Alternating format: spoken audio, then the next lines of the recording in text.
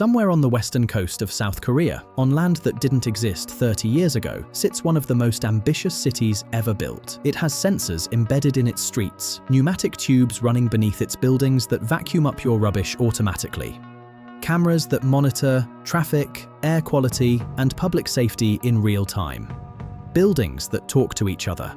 A city that was designed from the ground up to be the most technologically advanced urban environment on Earth. Its name is Songdo, and if you've never heard of it, that's already part of the problem, because Songdo was supposed to be the future. It was supposed to show the world what cities could become when you removed the chaos, the inefficiency, the mess of history, and replaced it with planning, technology, and vision. $40 billion, 600 hectares of reclaimed land pulled from the Yellow Sea, a city built for 300,000 people with a blank canvas and an unlimited budget. Planners flew in from around the world to study it. Tech companies fell over themselves to be a part of it. Governments in the Middle East, Africa, and Asia looked at Songdo as a model for their own future cities. And yet, when journalists and researchers began visiting Songdo regularly, they kept noticing something strange. The streets were wide, clean, and almost completely empty. The parks were immaculate, the buildings were new, but something was missing. Something that no amount of technology, no sensor network, no pneumatic waste system, no smart traffic management platform had managed to create. The feeling that people actually lived there. This is the story of Songdo. And it's also the story of what happens when human beings try to engineer the perfect city and what they inevitably get wrong.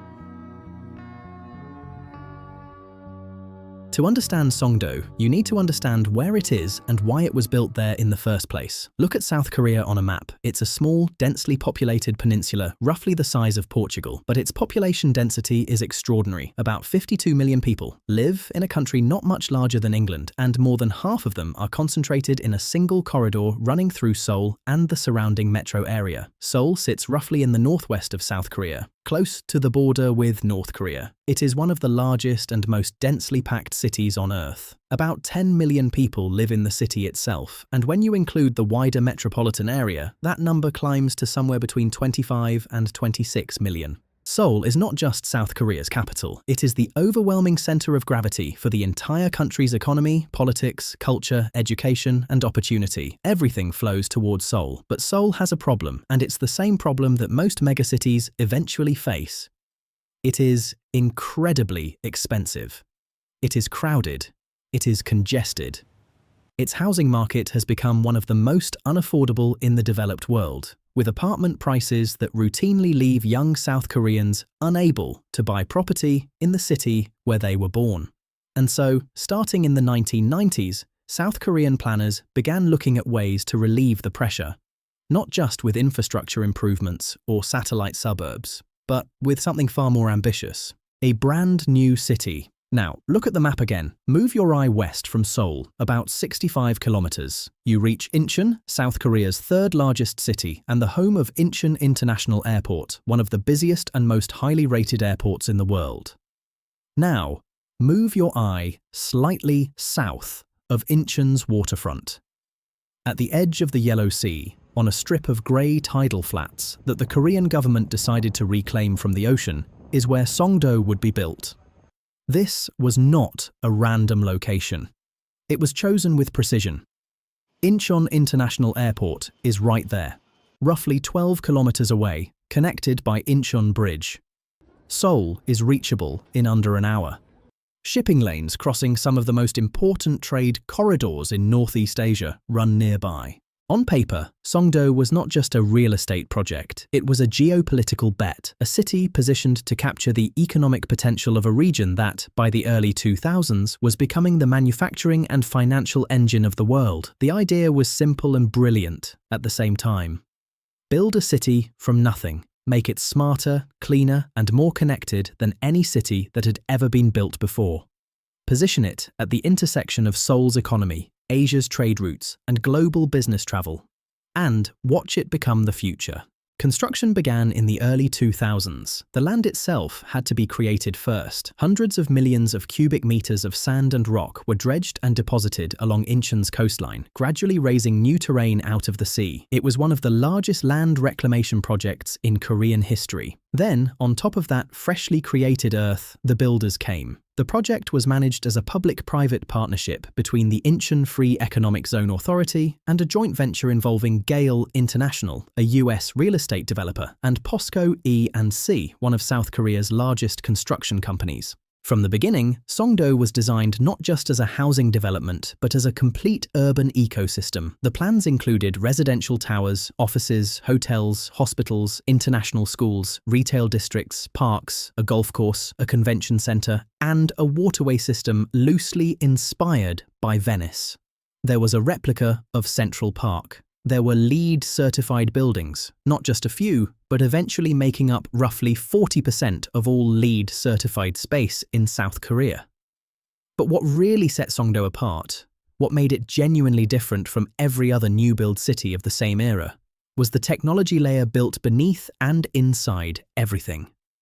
Cisco Systems was brought in as the core technology partner, and the ambition was staggering. The waste system is worth describing in detail because it tells you a lot about the philosophy behind Songdo. In most cities around the world, rubbish is collected by trucks. It's messy, slow, and expensive. In Songdo, rubbish bins in apartments and offices are connected directly to underground pneumatic tubes.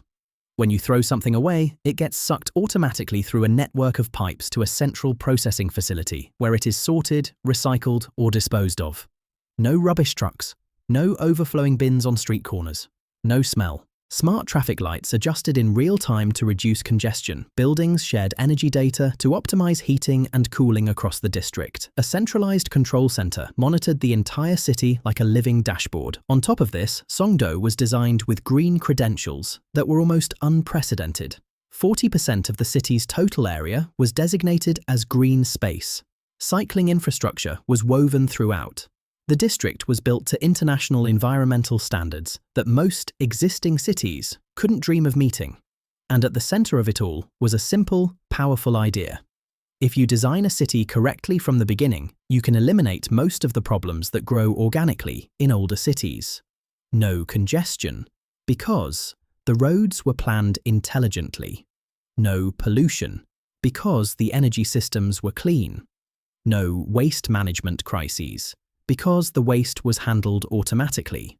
No inefficiency, because everything was connected. It was audacious, it was expensive, and it was, in many ways, genuinely impressive, but it was also, even in its earliest stages, quietly beginning to reveal its limitations. Let's talk about what a city actually is. This sounds like a simple question, but it isn't. A city is not a collection of buildings. A city is not infrastructure. A city is not even an economy, although economies grow inside them. A city is, at its most fundamental level, a place where human beings choose to concentrate because the benefits of proximity outweigh the costs. People choose to live near other people because it creates opportunity, it creates markets, it creates culture. It creates the kind of dense social fabric where chance encounters, unexpected collaborations, and spontaneous economic activity become possible. The historian and urban theorist Jane Jacobs spent decades arguing that the thing which makes cities work is not planning, it is life, mixed uses, old buildings next to new ones, short blocks, diverse populations doing diverse things at different times of day. A city street that is active at 8 in the morning and midnight is a healthy street, regardless of how pretty or efficient it is. Jacobs famously argued against the kind of top-down planning that characterized mid-20th century urban development in America, where planners bulldozed organic neighborhoods and replaced them with clean, rational, efficient housing projects that people hated and abandoned. And here is the uncomfortable truth about Songdo. Despite being built 40 years after those lessons were learned and widely accepted, Songdo repeated many of the same mistakes, not in a cruel or destructive way, not by displacing an existing community, but by assuming that if you build the infrastructure correctly, the life will follow automatically. Songdo was built with meticulous attention to sensors, pneumatic tubes, energy systems, cycling paths, and green spaces. But it was built with much less attention to the question of why someone would choose to live there, rather than in Seoul, or in Incheon's existing districts, or in any of the thousands of other places a person could choose to call home. By the early 2000s, Songdo had been under construction for nearly a decade. Buildings were rising, infrastructure was being completed, the smart systems were being installed and tested, but there was a problem that no sensor could measure and no algorithm could solve. Not many people wanted to live there. Accounts from visitors and journalists during this period are remarkably consistent.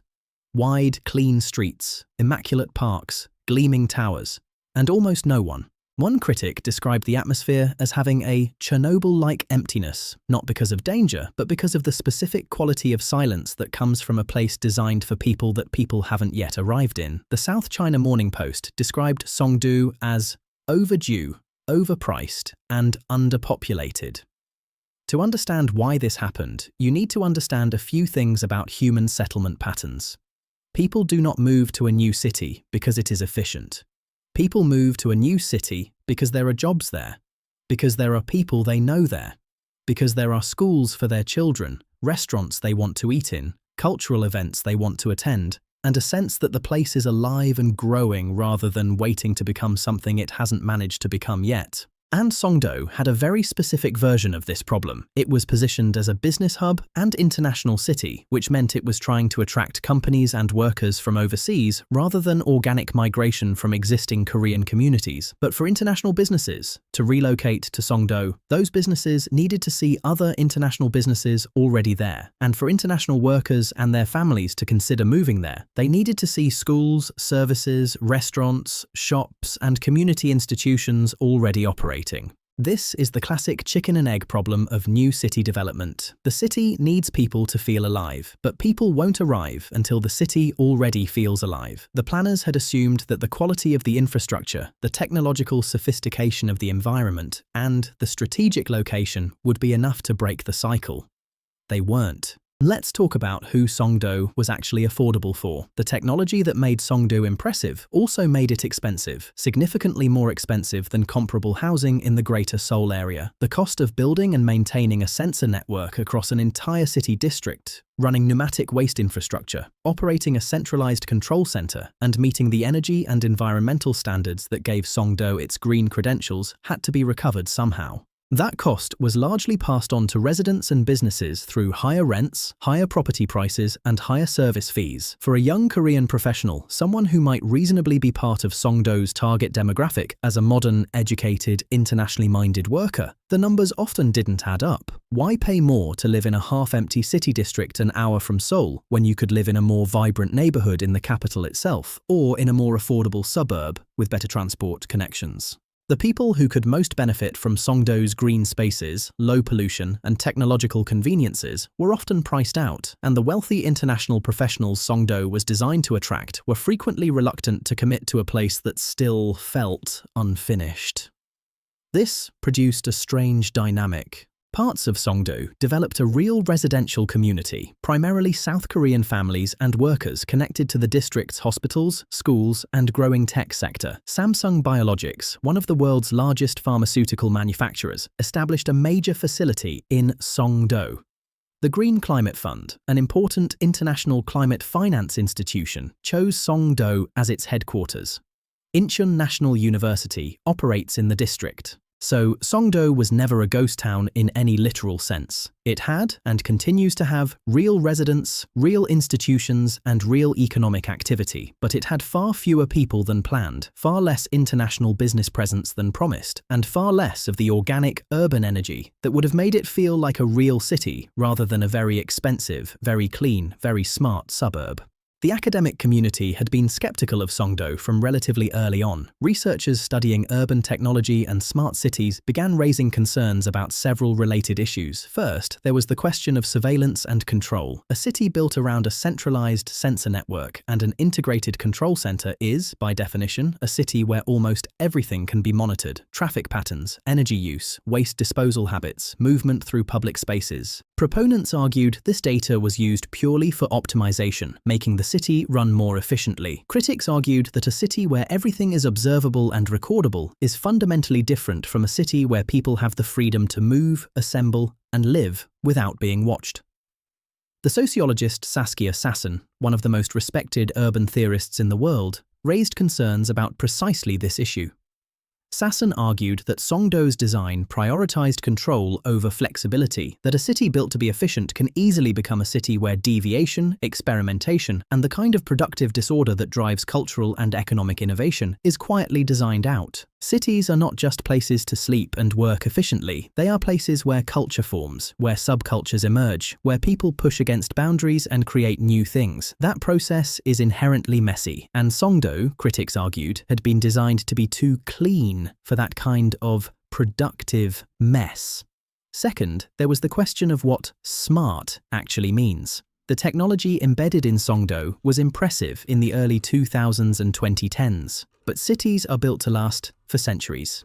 The technology of 2005 is not the technology of 2025, and the technology of 2025 will not be the technology of 2045. A city that has baked specific technological systems into its physical infrastructure has a problem that older cities don't have. When the technology becomes obsolete, which it always eventually does, you can't just upgrade it the way you upgrade a smartphone. The pipes, the sensors, the wiring, the data centers, the software systems, all of it is physically embedded in the city's structure.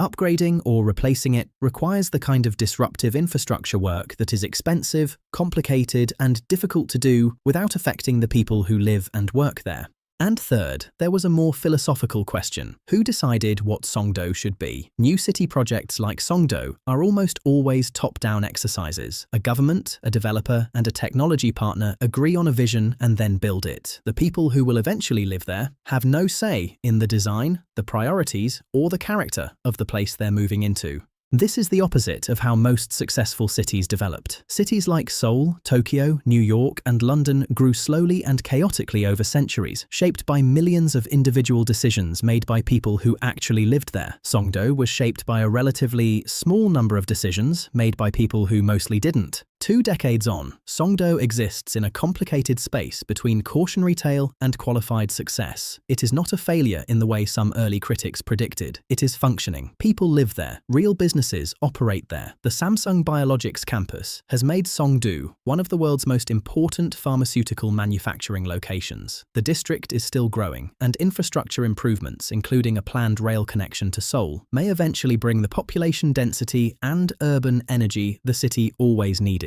But it is also not the model for the future of cities that its creators promised. Developers and governments who looked to Songdo in the early 2000s as proof that you could engineer a perfect city from scratch have largely recalibrated. The evidence from Songdo and from similar projects like Masdar City in Abu Dhabi and several purpose-built capitals elsewhere in the world suggests that the challenge of building a new city isn't primarily a technological one.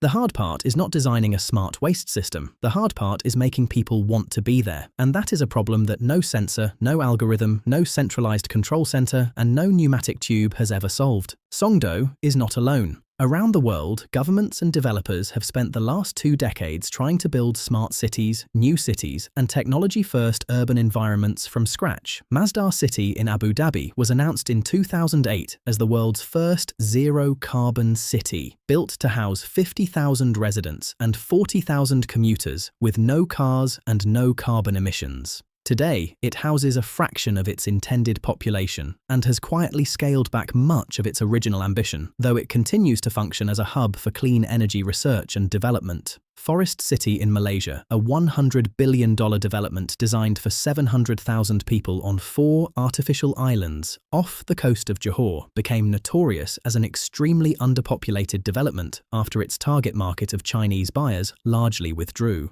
Naypyidaw, the purpose-built capital city of Myanmar, was constructed in the early 2000s as a replacement for the historic capital Rangoon. It has wide roads, massive government buildings, and a low population relative to its vast footprint, and is frequently cited as one of the eeriest capitals in the world. A city that feels architecturally complete and humanly hollow at the same time.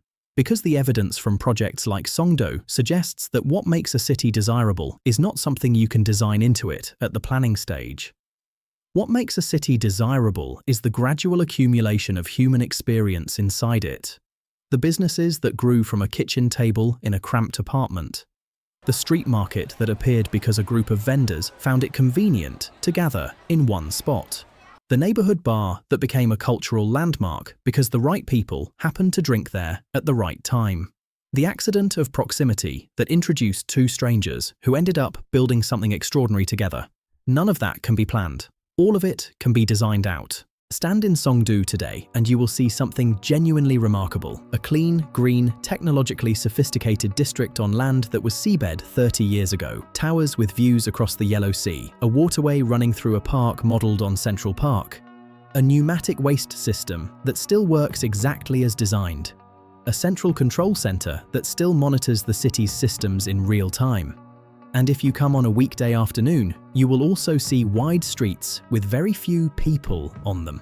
Parks that are almost empty. A quality of quiet that feels less like peace and more like potential unrealized. Songdo is not a failure, but it is an uncomfortable reminder that technological sophistication and human vitality are not the same thing, and that mistaking one for the other is an expensive way to learn. The world's smartest city turned out to have a problem that none of its sensors could detect. It forgot to ask whether people actually wanted to live there, not just whether they could, not just whether the infrastructure would support them, not just whether the environment would be clean and efficient and, well, managed, but whether they would choose it, whether it would feel like home. And in the end, that question, the simplest and most human question you can ask about any city, was the one that $40 billion of planning, technology, and ambition couldn't fully answer. Cities aren't built, they grow. And no matter how smart the technology, that lesson seems to keep being forgotten.